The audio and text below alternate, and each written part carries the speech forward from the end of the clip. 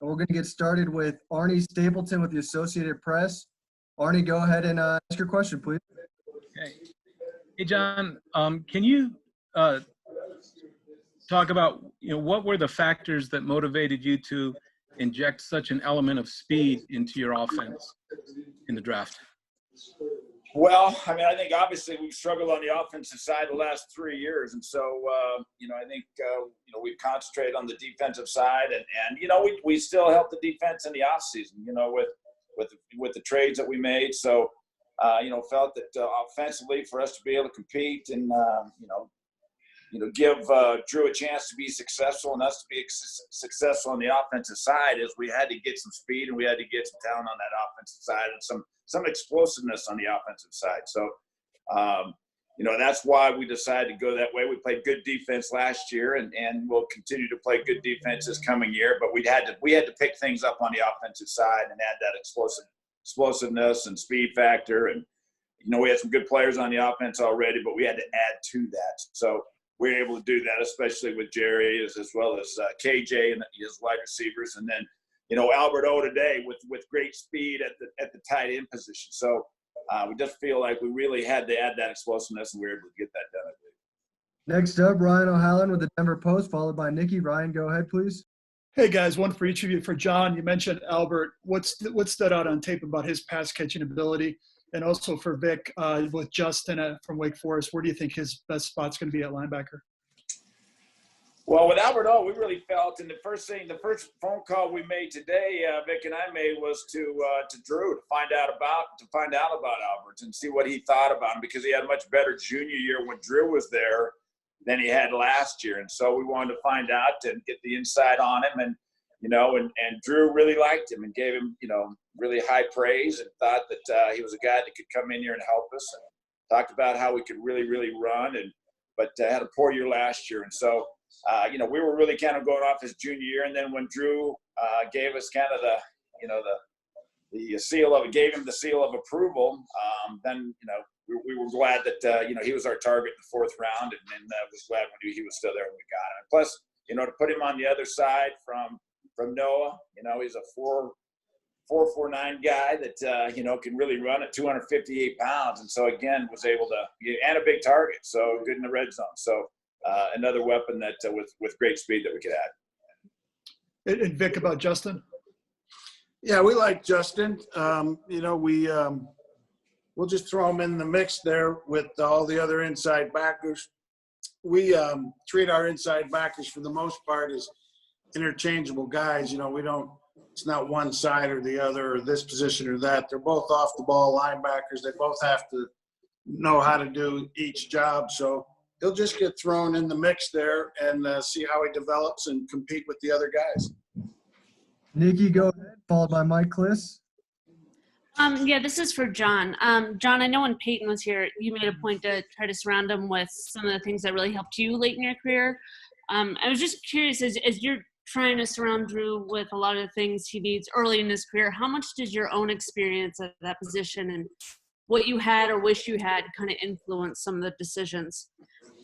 Well, I mean, I think that as a quarterback, it's there's no question you always want to have great weapons around you. But I think, the key thing is trying to figure out how to win football games. And I think that when you look back over the last 4 years since Super Bowl 50, when we really, we won it on the defensive side. And then, with Peyton retired, we've been trying to find that replacement for Peyton since then. And so, we've tried to concentrate on the defensive side with the idea that if we can keep the score down, we'll stay in football games and eventually try to find the quarterback that we can replace him with and eventually, get the offense back on track. And so I think that, with the way Drew played at the end of last year, that we saw the signs of a guy that has a chance to be very successful in this league. But to do that, he's got to have some good people around him. And so the concentration, and we felt like we're still in good shape defensively, especially with, again, like I said, what we've added in the offseason is through trades we needed to add that explosive feature on the offensive side. And we had the guy that we believe over time, as I've talked about, that it's going to take it some time, but to give him a chance to be successful and us a chance to be successful. And, we got to put points on the board, and 17 points a game is not nearly enough. And so The first step was this year in the draft. Next up, Mike Kliss. Go ahead, Mike. Yeah, for both of you guys, just your thoughts on the fact that they put the draft on. You know, there was some controversy whether they should have or not with the virus, some concerns about it going virtual. John, start with you. What do you think how it all turned out? You know, I thought it went great. I mean, were there really hardly any issues at all? And I'm sure there was other teams that had some issues here and there. And, you know, other than the first day with Vick's internet going out, we really didn't have any issues at all. And so, I will say this, and I said it last night to Peter King. I think the credit goes to Commissioner Goodell and the fact that, you know, he was taking a lot of heat because there's a lot of people that wanted to push it back, didn't want to do this, didn't want to attempt it, didn't want to have to stay at home and do it, and wanted to get to their war rooms. And so he pushed everybody out of their comfort zone, and I think it came off great. And so I really give Commissioner Goodell a lot of credit. And, you know, people needed to see a live event, and they you know, they like the NFL, and I think that the people were craving something live and something that they could look at on TV and get excited about. So I think it came off, you know, tremendously. And I think Commissioner Goodell, you know, gets all that credit for holding his ground and doing the right thing. And he had a great feel and knew it was the right thing. And so he deserves a lot of credit. Yeah, Vic, what did you think of the draft? Overall? Yeah, I really don't have much more to say. I think John said it accurately and good. I think the draft went off good. You know, along the way between the decision to do this and the 6 or 7 weeks leading up to the draft, at times it was a little cumbersome and the rules were changing daily, but that's to be expected. But I echo everything John said. Next up, Eric Dalala, followed by James Palmer. Eric, go ahead. Yeah, one for each of you. For John, how valuable were the scouts and coaches there, especially with some of these day 3 guys who had injuries last season? And then Vic, how comfortable are you with the cornerback position and the depth you have there right now?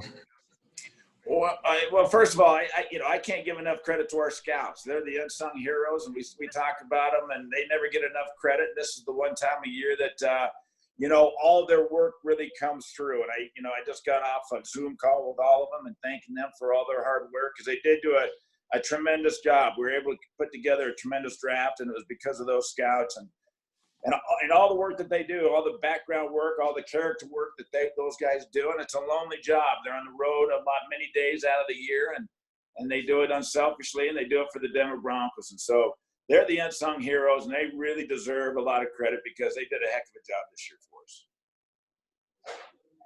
Yeah, and I think another part of that this year is the besides the scouts and everything John said, is all the IT people that had to kick up their game and get all this stuff done. I mean, if this had happened 30 years ago without all these advancements, the draft wouldn't have gone off. And these guys got tested, and they came through with flying colors. And you know what I'd also like to add, I don't want to forget about the coaches either. I mean, I think that one good thing is we talked about, that, you know, Vick's put together a tremendous staff. And I think that, you know, the teamwork that we all have with our scouts, with our coaches, us and the personnel side, to be able to put all the information together and get everybody talking to each other and get the best fit for the Denver Broncos with everybody included, I think went very well. As difficult as it can be sometimes, especially when it's virtual like it was. I think we got everybody had their say, and I think we're able to come out with the best football players we could. And then Vic, at cornerback, how do you feel about the depth there? Oh, I feel good. You know, we've obviously added Bouye. We took the Iowa corner, Ojimuda. We have a bunch of young players that we acquired last year, Duke Dawson, Hamilton, Bosby. Those guys all need to develop. They're at that stage where they need to prove whether they're worthy or not to play in the NFL. And I think one of those or two of those guys will come through. We got Callahan coming off the IR list. And so we'll have a good group there to play with.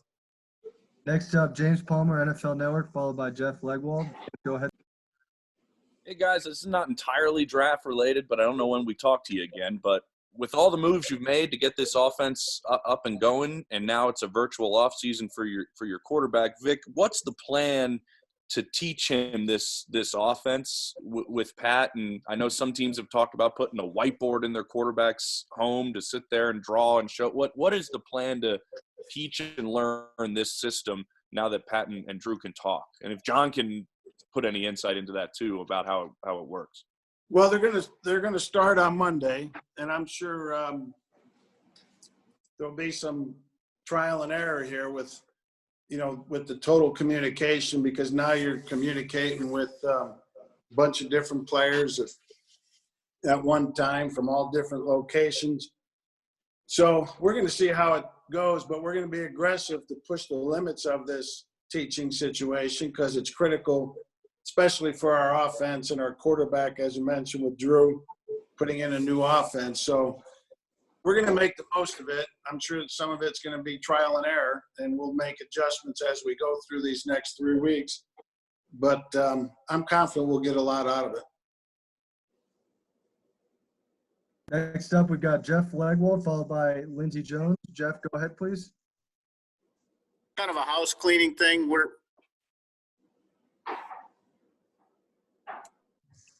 Jeff, you still there?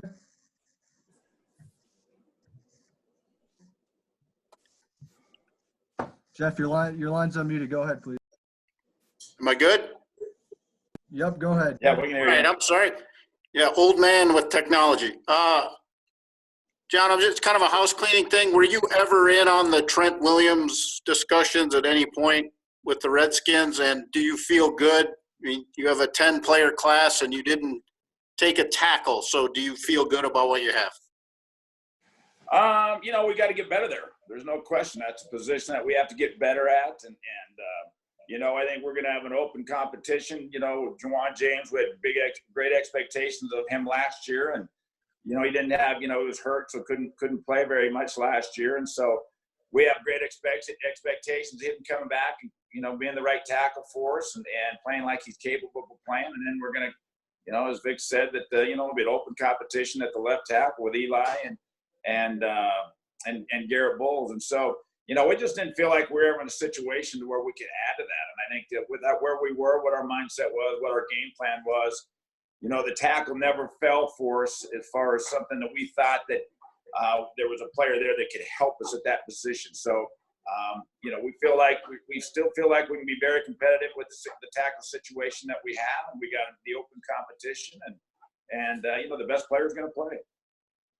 Did the Redskins ever come to you about a possible talking to you about Trent Williams or no?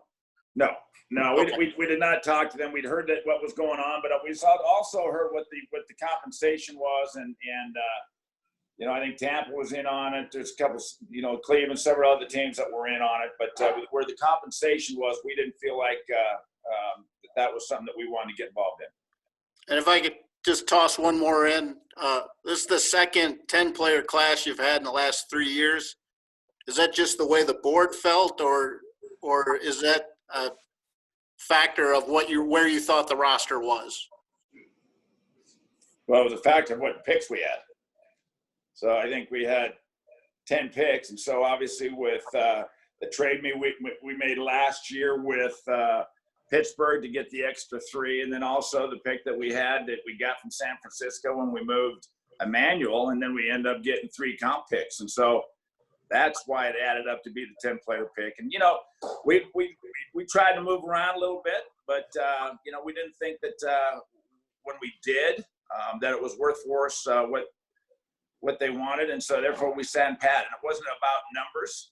We just felt we stayed where we were. We tried to move, but didn't have to, and we're glad we did. And we ended up getting the players we wanted where we were. Next up, Lindsey Jones, followed by Troy Rank. Lindsey. Can you hear me okay? Yep. Yes. Hi, this is for John. I know this draft has only been over for about 10 minutes or so, but I did want to look forward a little bit because of all this uncertainty that we're having about what might happen this fall with college football. Do you anticipate that any more players this year might try to enter the supplemental draft than in normal years? And how would any changes to the college football program or schedule this fall potentially affect the 2021 class and how you prepare? Well, yeah, I mean, we have talked about the possibility of more kids coming back out, especially with the uncertainty of the college season and where that sits. I think, each week, each day, we find out more and more information of where everything's going. And so, I would think with the situation that there is a possibility that there'll be more kids in the supplemental draft, especially kids that were thinking about coming out. We're still very, positive on the fact, or encouraged by the fact that we think that we're going to have a season that will end up going to training camp. But again, we'll just have to kind of wait and see and see where that falls. And nobody really knows. So we're going to prepare like we're able to prepare, and the plan is to get ready to go to camp at the end of July. Guys, we've got time for a few more. Troy Rank, followed by Andrew Mason. Troy, go ahead, please. John and Vic, you might have answered part of this. I was on air right now just after the draft, but how much was the idea of adding speed was the driving force in this draft? And Vic, when you look at the Chiefs, and I know you know that stat that they've only lost twice when an opponent failed to score 30 points. You brought that up at the end of last year. How much was that motivating when you added these offensive weapons through this draft in this offseason? Well, I mean, we needed to score more points, whether we're playing the Chiefs or not. But obviously playing against them, you're going to need to. So, that was part of it. And adding the speed is always good to be fast, but sometimes people make the mistake of just getting fast with players that aren't good football players. We believe our speed that we've drafted has come with players that can play the game also. So it was good to get the added speed. Hopefully we're a harder offense to defend now once it evolves and we get to playing games. But, yeah, I mean, we need to score more points. John, on the same part of that, was it a point when you committed to Drew that we're like, we're going to find as many weapons as we can for him then? Yeah, I mean, I think that was definitely part of it, especially with the number of picks that we had and, where we ended last year as far as, and the things that we'd added in free agents or in trades in the offseason and free agency, we felt like, we had something to build around. And, with the way that Drew played the end of last year, that we wanted to also, give him a chance to be, successful and take advantage of what his abilities were. And also, as Vic said, we got to put points on the board. And it's been very frustrating for all of us the last 3-4 years, because we have not been explosive on the offensive side, and even really 5 years Super Bowl. When we won Super Bowl 50, we weren't very explosive on the offensive side either. We were just very, very good on the defensive side. So, I think that we want a well balanced football team. We want to play great defense, but also we got to be able to score points. And we're able to with our plan do it this year. And the way things fell, we were able to do that through with Jerry in the first round, KJ in the second. And even Alberto, in the fourth round, to be able to add speed to the offense. Final three: Andrew, Ryan, Eric. Andrew Mason, go ahead, please. First for John, Moody that you picked today. What did the medicals that you had on him reveal, and why did you think that it was the risk-reward ratio was right to pick him when you did? Well, he was a very good football player, number one. I mean, there was a lot of people that had third-round grades on us as well as we did. And so, we knew that he was sitting there staring at us at the top of the sixth round. We talked to Steve Antonopoulos and talked about his history. We had talked about it before, but we reviewed it again today. And he's had 2 of the Achilles, and then he had the Liz Frank. And, Greeks seem to think that, the Achilles usually are stronger after you have surgery, and so that he was not concerned about that. And the Liz Frank, he was doing well in his recovery there. So we just felt that where we were sitting and the grade that we had on him, we felt that we were going to be taking a little bit of a risk, with the medical, but really felt that in the top of the sixth round we were getting tremendous value, and it was worth the risk to be able to go ahead and take a chance on it. Next one, Ryan O'Halloran. Go ahead, Ryan. Hey, John, real quick on Justin Simmons. Do you anticipate him signing his franchise tender in particular? I don't know. Okay. I think if you look at history and you look at his agent and the history, they usually don't. But we'll continue now at the draft, so we'll continue to negotiate with him, and we're hopeful to get something done with Justin. Last one, Eric Dalala, go ahead, please. Yeah, John, just curious if you could take us through how the actual picks went in terms of, logistical standpoint. How were guys like Brian Stark, Matt Russell, Vick involved? What were you kind of looking to them for? Well, I mean, I think we discussed every pick, and I think we were able to do it, over the Zoom, and we were able, communication-wise. It's not like being in the same room. Obviously, we had to. A lot of times, people had to mute because there's noises in the background and those type things. So, I mean, the mute button was probably everybody's friend, but I think, communication-wise, we're able to get everything done that we needed to get done and communicate, and everybody was on the call. And so, yeah, for the most part, it was the next best thing to being around each other was the way it worked out.